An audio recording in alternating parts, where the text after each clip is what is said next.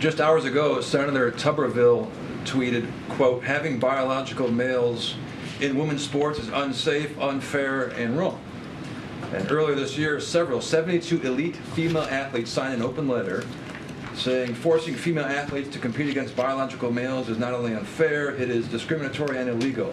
So in the light of this administration's proposed changes to Title IX, does the White House worry about the physical safety of females directly competing against males in sports? So look, this is a complicated issue. It is.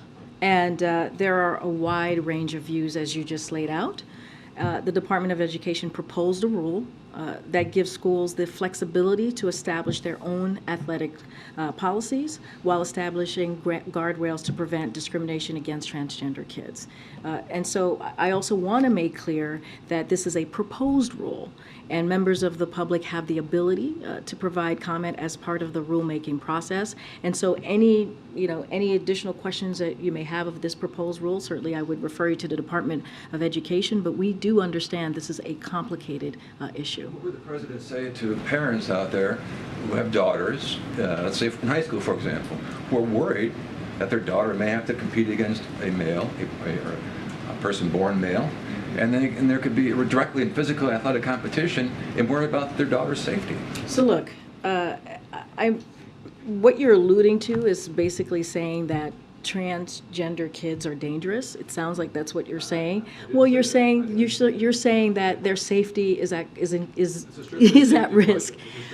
Yeah, but you're laying out a broad example or explanation of what could potentially happen. A broad example explanation that is dangerous. That is a dangerous thing to say. That essentially transgender kids we're talking about are dangerous, and so that's something that I have to call out, and that is irresponsible.